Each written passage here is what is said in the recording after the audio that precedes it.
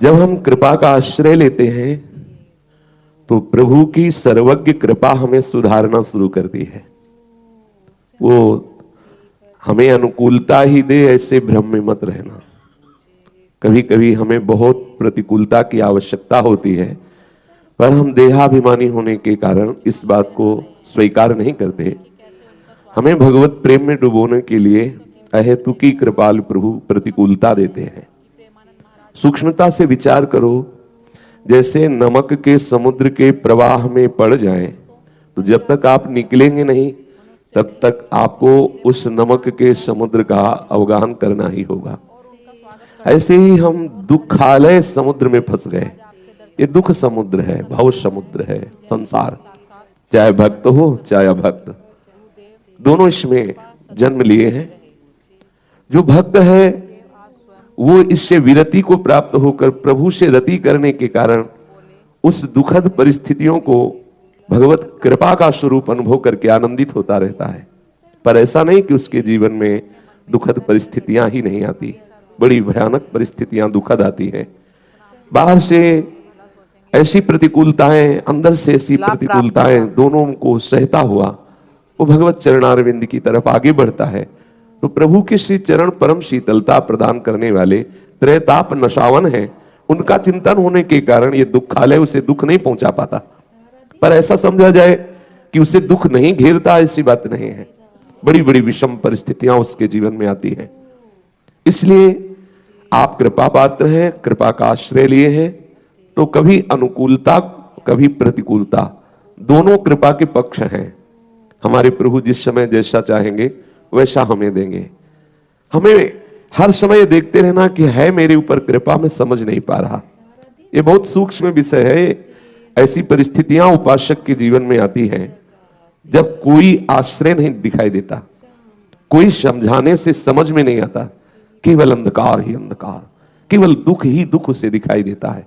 ये धैर्यपूर्वक इसको समझना, क्योंकि इसी स्थिति में उसकी विशुद्ध आसक्ति प्रभु के चरणारविंद में होती है। जो हम राग करने वाले हैं, कहीं ना कहीं किसी व्यक्ति से, वस्तु से, स्थान से सुख लेने लगते हैं। तो मेरे सर्वज्ञ स्वामी कृपा करके हमें प्रतिपल प्रतिकूलता प्रदान करते हैं, जिससे मुझे लगता है कि सब झूठा है, ये सब दिखावा है संसार।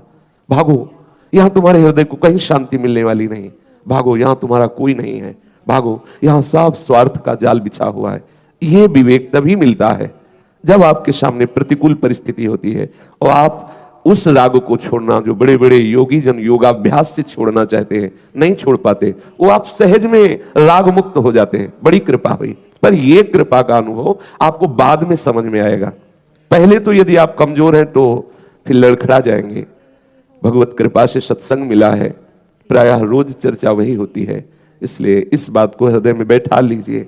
आपके जीवन में ऐसी परिस्थितियां आएंगी, ऐसे व्यक्ति मिलेंगे, ऐसी घटना घटेगी जो आपको प्यारे प्रभु से जोड़ने वाली होगी, पर आप समझ नहीं पाएंगे। लगेगा ये तोड़ने के लिए है, लगेगा ऐसा प्रभु क्यों कर रहे हैं, लगेगा वो सामने वाला ऐसा क्यों कर रहा है।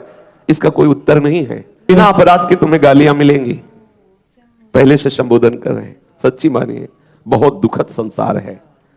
कहीं कहीं कोई, अगर आप यहां सोचे कि तुम्हें प्रेम मिल जाए, कहीं नहीं मिलने वाला। पाए जान जगत में सब जन, कपटी कुटिल कलयुगी टंचु, ई परलोक सकल सुख पावत, मेरी सो भैया कृष्ण गुण संचु। हरिवंश महाप्रभु कहते, तुम्हें हमारी कसम है, मत किसी की तरफ देखो। कोई तुम्हें शीतलता प्रदान नहीं कर सकता।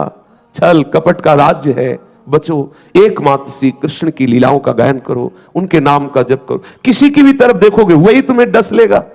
सच्ची मानिए, जिससे तुम ये समझोगे कि ये हमें आनंद प्रदान करेगा, इसके आश्रय से हमें सुख मिलेगा, वही तुम्हें खा जाएगा। वही तुम्हारे अंतःकरण की आनंदमयी वृत्ति का नाश करने वाला बनेगा। श्री महाराज भरत जी ने अपने मृग शरीर में चिंतन किया कि मेरे को आसक्ति ने यहां पहुंचा दिया, तो उनको हरी घास चरने में भी डर लगता कि कहीं आसक्ति ना हो जाए, इसलिए सूखे पत्ते खाते, किसी से भी ना बोलते। हिरण स्वरूप में भी किसी भी मंडली में हिरणों की सम्मिलित नहीं हुए, उसी गंडकी नदी में अपने शरीर को खड़ा करके पूर्वाभ्यास उसी मंत्र का जप करते हुए मिटा दिया। एक बार अपने आप को मिटा दो, दाना खाक में मिलकर गुले गुलजार होता है। ये सच्चिदानंद रस प्राप्त। एक बार मरो, एक बार मरना पड़ेगा। मरने का तात्पर्य आत्महत्या नहीं है, मरने का तात्पर्य सहनशीलता, अपार सहनशीलता, बिना किसी